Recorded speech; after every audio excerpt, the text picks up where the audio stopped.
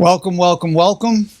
I'm Dr. Arnold Nerenberg. Been in clinical practice in California for over 46 years. Been in practice for overall in the field for over 50 years. And I've walked upon this earth for over 80 years now. So I'm taking all that practical experience, that clinical experience as a clinician in practice, and also the research I've done, with the great privilege of presenting to you my findings and understandings and inspirations with the intention of uplifting you and your loved ones for the rest of your lives. That's really my intention. The title of today's presentation is My 4 Promises of Hope About Your Life. My 4 Promises of Hope About Your Life. This is a very optimistic, very true thing I'm going to tell you about that's going to be great for you now and great for your future. These 4 promises. Really good things can be yours, and it's not hard, and I'm going to tell you about it. Firstly, let me tell you, you're going to have a lot of enjoyment in your life, a lot of pleasure, a lot of good times, a lot of joy and happiness, a lot of that. The more the better. You know, I wish for all of you to enjoy your children, your grandchildren, your parents, your own lives, your own consciousness. That's my wish for you, and you're going to have a lot of that. That's the good thing. In Yiddish and Jewish, it's called nachas. You're going to have a lot of nachas in your life. That's a beautiful thing. Okay? That's for sure you're going to have that. You might be going through a hard time. That's going to happen. Now, the other side of that coin is you're going to suffer in this life. You're going to have setbacks, failures, crises, tribulations. No one escapes it. It could be emotional, it could be a relationship, it could be financial, it could be legal, it could be medical. You will suffer. You have suffered. Many of you are suffering, and you will suffer. That's the other side of it. All right? That's life. Your parents had that, your grandparents, your great-grandparents, your children are going to have it. My children are going to have it. Well, this is the nature of life on earth. So we have to really treasure the good moments we have and remember them and really cherish it. Now, let me talk to you, before I talk about the good times, let me talk to you about the tough times, the rough times, the times we all wish we didn't have, but hey, it's there. I can't tell you as a psychologist that I'm going to eliminate your suffering. That's not possible. We cannot offer that. As a science, as an art, we can reduce your suffering, but we're not going to eliminate it. There's always something comes up. We help you with one issue and something else comes up. We help you with that one and something else comes up. So realistically, you know, if you're a client or a patient and a psychologist, like many of you are, and my patients, you're going to suffer one way or the other, as well as all those good times we talked about. But I've got really good news. My first promise to you, this is a promise I have for you, and it's really good news. You can suffer with honor. While you're suffering, hurting, miserable, depressed, anxious, panic attacks, any of that, you can deal with it honorably. That is doable. What's not doable is to eliminate suffering from your life. Not doable. But what is doable, and I promise you, one of my promises to you is and I'm going to talk to you about how to walk this path of honor. You can deal with it honorably. So that's one of my promises of hope about your life. That's one of my promises of hope about your life. About your life. You can deal honorably with that suffering. I promise you that's 100% doable. And if you slip for a moment, you repent, you get back up, you apologize if you have to, and you're right back on the path of honor. 100% achievable. You need to know that. So I'm not making any false promises. You can deal honorably with your suffering. Absolutely you can do that. Not 99%, 100% you can do that. If you slip, you get back up and you keep going. So that's the good news about that. So if you're hurting and you feel hurt and humiliated by somebody, to deal with it honorably means you don't hurt the person back. somebody steals from you or does something criminal, of course, you bring them to justice. But you can do that honorably. You don't seek revenge, you seek justice. So we're talking about when you're going through your stress, your anxiety, your depression, your panic attacks, whatever it is, you don't have to hurt anybody with it. I'll talk to you about a method, a way of dealing with your thoughts, words, and actions honorably. So when I talk about you can deal honorably with it, I'm not just talking about your actions. That's, of course, the most important, but also your words and even your thoughts. You're going to get many thoughts that are far from honorable, far from it, aggressive thoughts, sexual thoughts, whatever. That wouldn't be considered honorable. But you're not really responsible for those. That's just pops in your mind, but doesn't define who you are. You're defined by the thought you choose to have. And I'll talk to you about the most positive, constructive, honorable thoughts in the universe. I'll talk to you about that. You're going to be able to use that.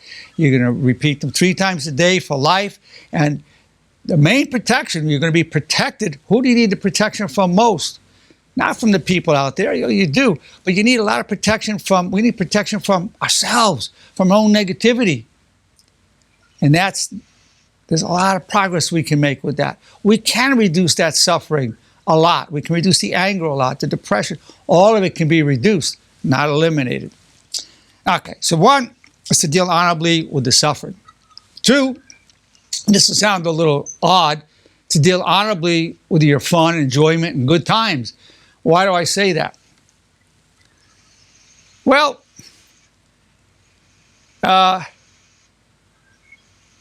you could go somewhere, gamble, make some good money. You feel really happy about it. It's great. You know, you're winning all this money. You feel like, oh, wow, this is great. Now I can get the car I wanted, the vacation I wanted.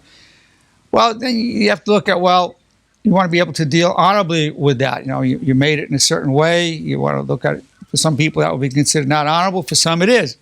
Well, let's say a lot of people, when they're really feeling on top of the world, they forget their priorities.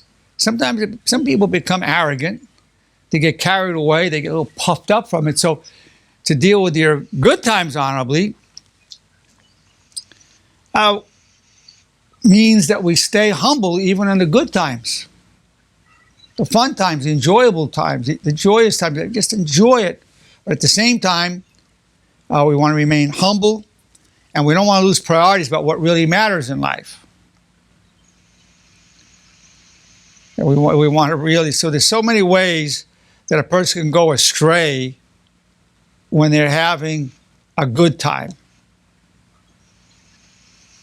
They might start drinking more. Wow, I'm having a great time. Hey, let's celebrate. And they go out and drink and get drunk. And well, that's not, that, I wouldn't consider that the most honorable way by any stretch of imagination to deal with your good times.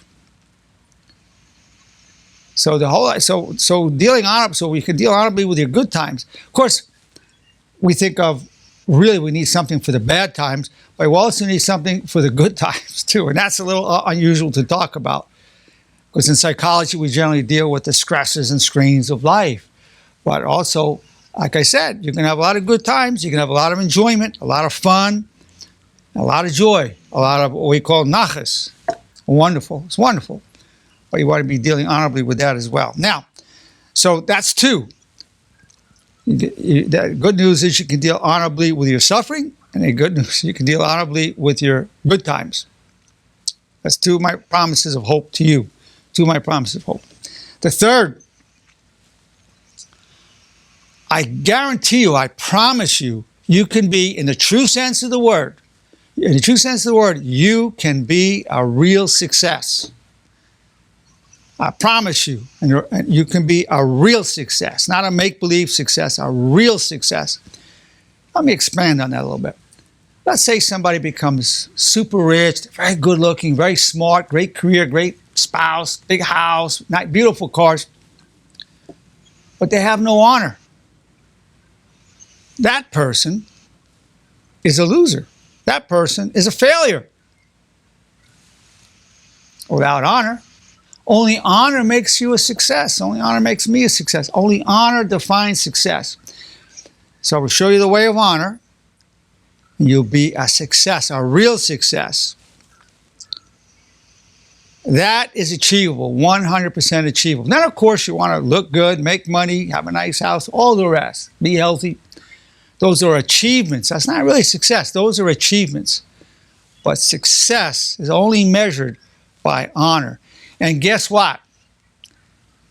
Most people, you won't be necessarily success in other people's eyes. That's why I talked about true success, real success. It might be just you that knows it, or a God that knows it. I mean, nobody else may even know you're a real success. That doesn't matter. The reality matters. Not what the public says you are. I say, oh, look at that guy. He's got everything, mansions and properties and cars and yachts. And that's an illusion. I mean, there's nothing wrong with that. Nothing wrong with it. If he's achieved all that honorably, great. But if he didn't, it's an illusion of success.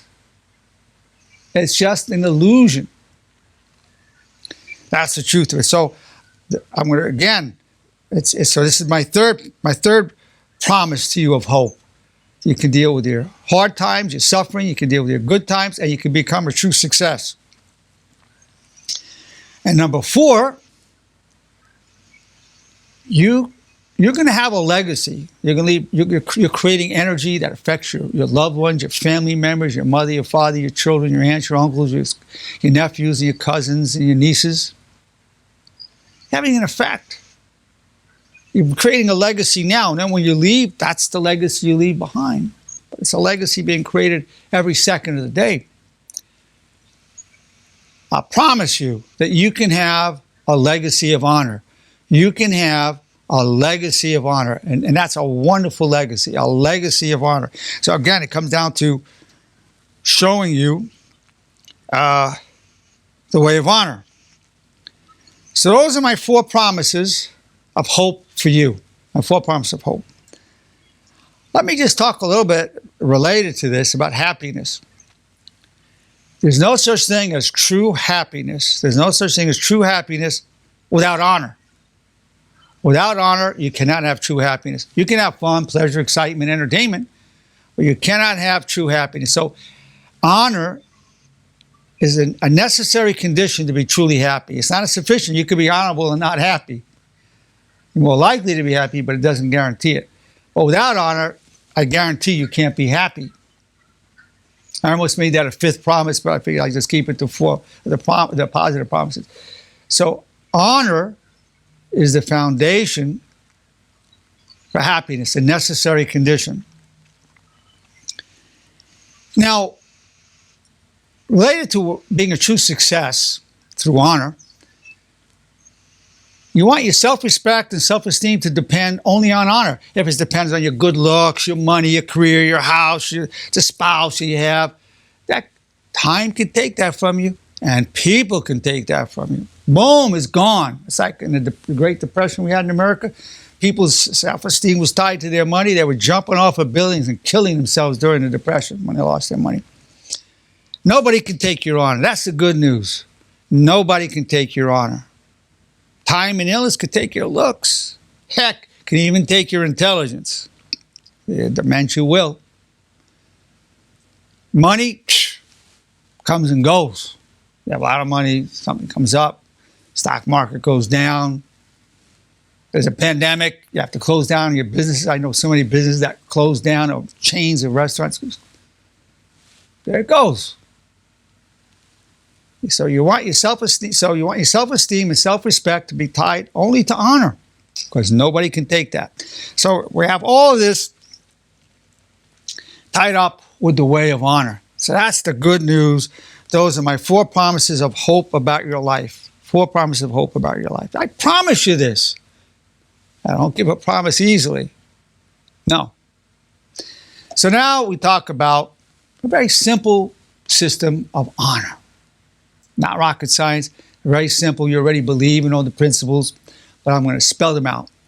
Firstly, I define honor as loyalty to your highest constructive values as enshrined in the 4 commandments of honor, while striving to cause no harm physically or emotionally. Honor is loyalty to your highest constructive values as enshrined in the 4 commandments of honor, while striving to cause no harm emotionally and physically. Now, the 4 commandments of honor, they could have been called the 4 principles of honor, the 4 self-commandments of honor. It's really where you're commanding the honor that already exists within ourselves to arise into consciousness, into thoughts, words, and actions. Here are the 4 commandments of honor. I wish you well. I take full responsibility for co-creating my reality and my problems. I'm grateful for the power I gain from hardship. And then one of 2, depends if you believe in God or not. If you don't want to address God or don't believe, it's I seek always to serve my highest values. If you believe in God as I do, it's God you wish is my only wish. So for me, the 4 commandments of honor, God you wish is my only wish. I wish you well. I take full responsibility for co-creating my reality and my problems. I'm grateful for the power I gain from hardship. Those are the 4 most powerful thoughts in the universe. But just hearing that's not enough to walk the way of honor. No, it's not. You hear it today, you say, oh, that's great. I already believe that. Of course you do. But that's not enough.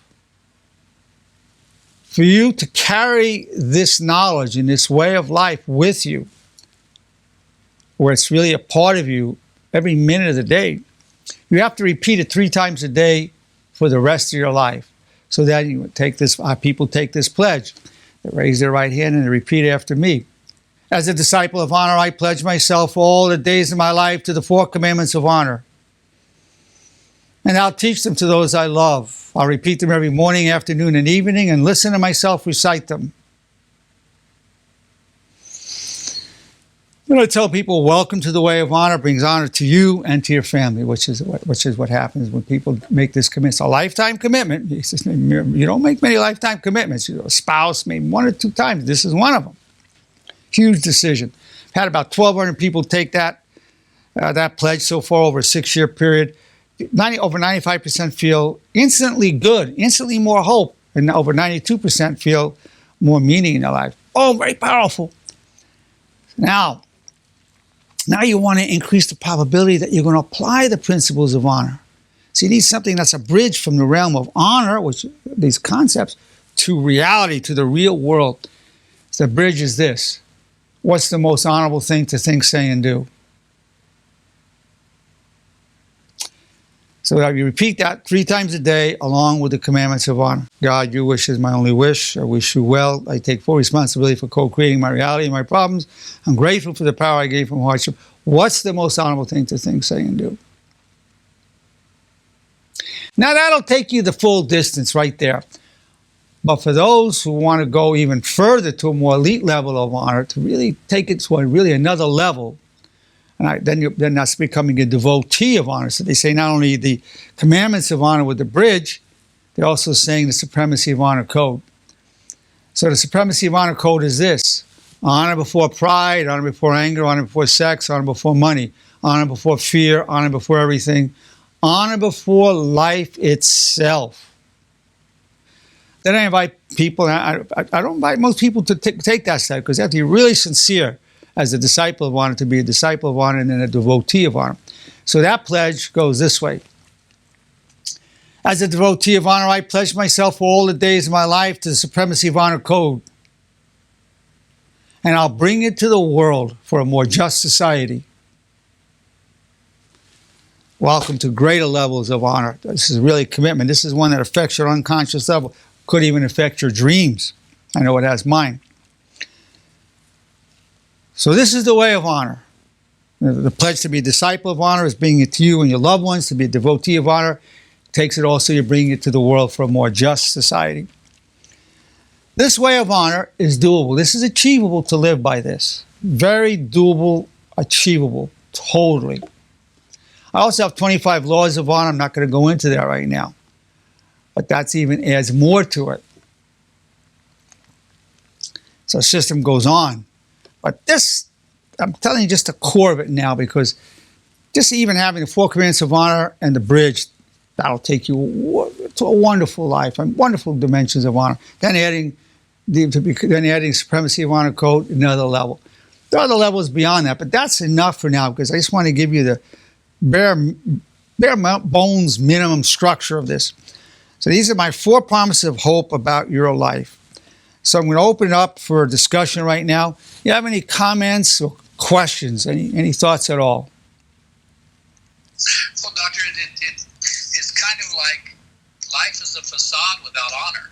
I mean, you can have all the materialistic things you want. You can have the money, the fame.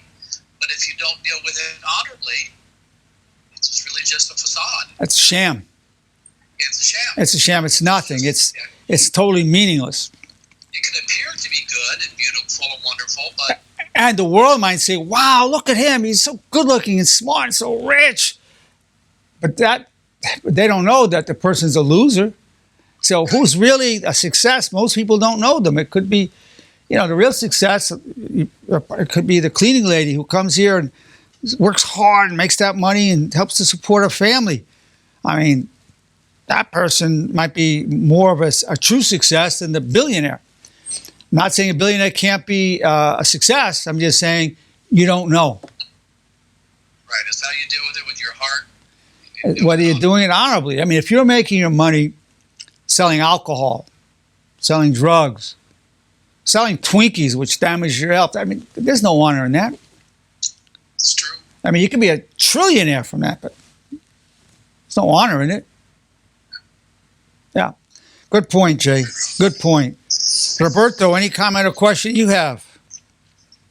Sure. I mean, I really like what you said, number 3, that you can be a real success if you put honor first.